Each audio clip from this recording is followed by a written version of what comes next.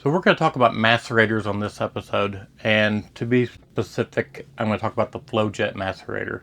The reason why I went with a Flojet macerator is they are tough. There's a lot of things you can go cheap on, and this channel is about going cheaper but good quality, and this is something you really can't go cheaper on.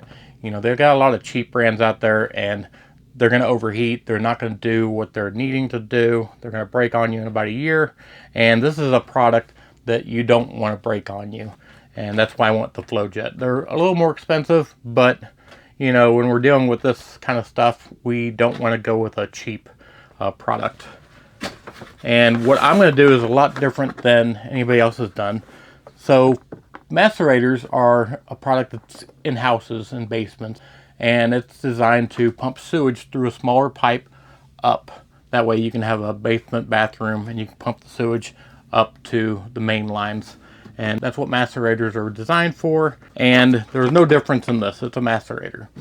And the difference I'm going to do is I'm not going to be pumping my black tank sewage from the RV to, a big sewage pipe. I'm going to be pumping it from here to the smaller 2-inch pipes that are in your house that your kitchen sinks and everything else has.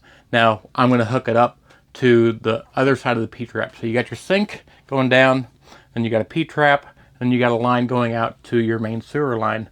And that 2-inch pipe, I think it's 2-inch, is the size of pipe that this macerator is going to pump the waste into.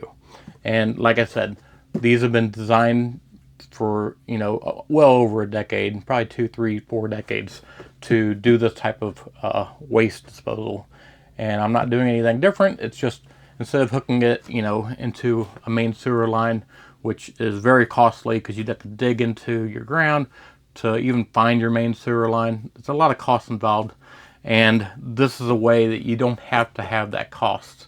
And I know a lot of people also run a tube into their house and they put it into the toilet. And the problem with that is it's very smelly and it's kind of nasty. And we want to make this project as clean as possible. And that's why I'm going to be hooking, it's kind of like adding a clean out to your sink lines. So we're going to install that right now.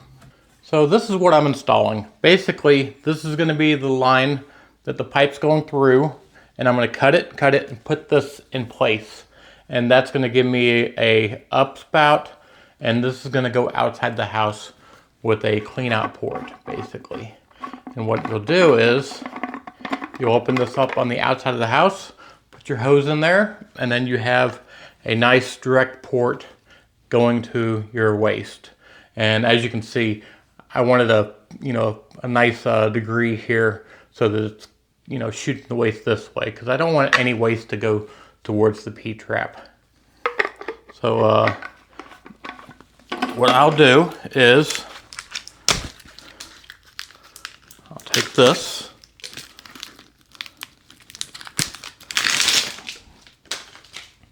basically it's a long drill bit, and I will line this up to where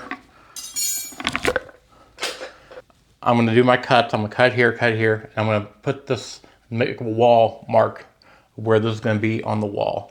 And then I'll drill a hole right through the center to the outside of the house, and that's where I will drill my hole. And then once that hole is drilled, I can then feed this through the hole, put this on the outside, and I'm done. So let's get to it.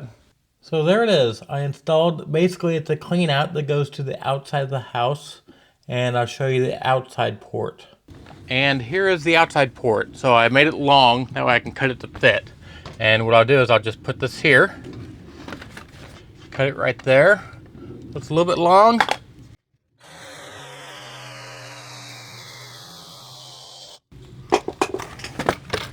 Clean off my debris.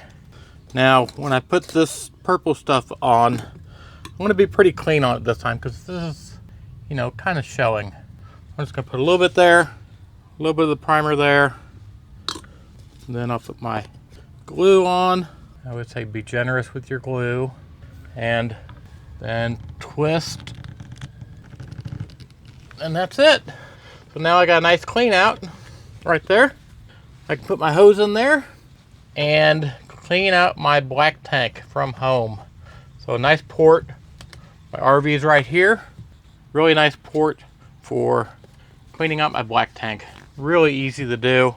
And like I said, anytime you have any kind of sink outlets, you can tie this right on the back side of where your P-trap is, and you can install one yourself. So nice easy way to clean your black tank out. So let's give it a test run. Alright, so we got our macerator all set, and make sure you have a rubber seal on this end, because you're about to put a ton of pressure on that hose, and you don't want nasty stuff spraying out at you. So let's put this on. I'll put this on, and like I said, I got a gasket on there so it'll seal it up nice and tight. Yeah, I can feel it nice and good. So now we're going to take the cap off, put our hose on this end. We're going to come back to this side. We're going to open the valve for the black tank, and we're going to hit the button. Okay, since I don't have an extra person here, I stuck a stick in here. That way it'll kind of hold it on there for me. So this is my second hand. And you'll hear the pitch change whenever it's empty. So you hear this? That means it's empty. Shut your black tank, pull your gray tank, and hit it again. Right now my gray tank's empty, so I'm going to have to clean this all manually. But that is it. Just unhook this. So that is the entire process. Unhook that,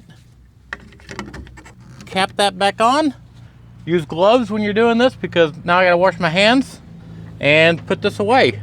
So now you can clean your black tank at home without having a complex process. It's really easy, the Flojet does it, and like I said, that's the one thing I wouldn't buy that would be generic. You gotta buy the name brand of this because, you know, you buy a generic one and a year later it's gonna break on you, and then you're going to be stuck out here with a pile of doo-doo. So that is the project. That is installing a port for your black tank to drain through, and that's using the Flowjet macerator to accomplish this. Now, I really think if you're going to get one of these, and like I said, I do believe in buying, you know, low cost items, but in this case, you should get the Flojet because you're going to rely a lot on this device. And I've seen a lot of people buy those cheaper versions and they start failing on them after a year. And I don't think this is a device that you want to fail on you.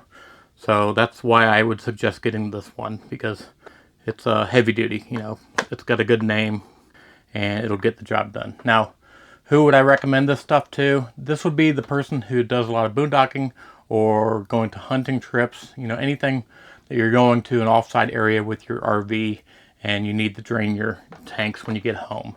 And this is a great way to drain those tanks when you get home, because you can just take a hose, plug it right up to your house, and you're done. Now, I would suggest having 2 people. I've shown just now you can get it done with 1 person, but 2 people is always a little better. And like I said, I love the device. It works great, and it just gets the job done. The only complaint I would have on the device is, and it's not a big complaint, but these power and negative terminals that go to a battery source, they're a bit short.